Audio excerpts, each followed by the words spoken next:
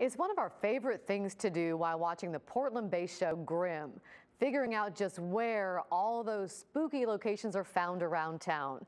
Tonight, News Channel 8's Colette Whelan takes you to some of GRIMM's favorite haunts and shows you what they look like before getting a magic TV makeover. 911, what's your emergency? You gotta come quick. The construction site off at 99E under the Gladstone Bridge. There's no hiding the fact that NBC's GRIMM is not only based here in Portland, but it's shot here as well. GRIMM really wants the city and the character of the city as if it's a character in the show. Since the city itself can't act, GRIMM relies on location manager Sean Gavin to help bring the city to life. Sometimes they want something really specific. And, you know, it'll say a modern two-story townhouse or a glass office building. And so we'll go out and we'll look for that. Sean spends a good portion of his job in the car, looking for places to shoot. Like a house or a gas station or a city street. They shoot at Forest Park. The Bobcat wasn't wearing boots. In downtown. What's wrong? I smell blood. And sometimes just slightly out of town. The Blue Heron Paper Mill in Oregon City was a really cool old factory type place to film. That's where parts of this episode were shot. I've never seen so many damn bees in my life. Detective Nick Burkhart and his partner Hank were chasing the queen bee when they were attacked by one of her angry swarms. And that was this booth right here. And just a few buildings over, Oh my God, it's Roddy. a violin-playing Reinigen lured unsuspecting victims into a warehouse filled with rats.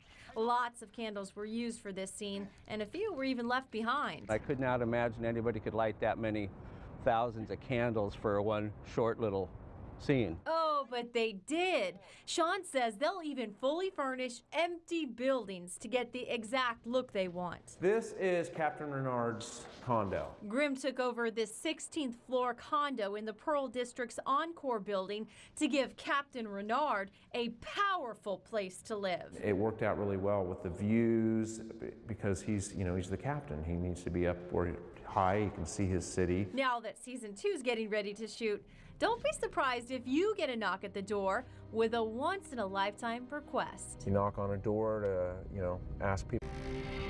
In Portland, Colette Whelan, KGW News Channel 8. Could happen. GRIMM starts shooting season 2 at the end of the month and will return right after the Olympics with all new episodes right here on KGW News Channel 8. A Portland makeup artist who helped bring the gore to GRIMM took her talents to a local high school today. She helped bring a disturbingly realistic look to what can happen when teenagers drive drunk.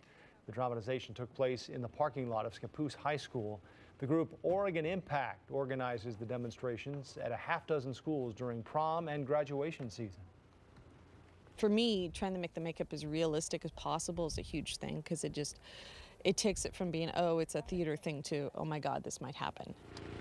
The GRIMM special effects artist was asked by a Scappoose firefighter to be part of the lesson for high school students. The kids are encouraged to call a parent instead of getting in a car with someone who's been drinking.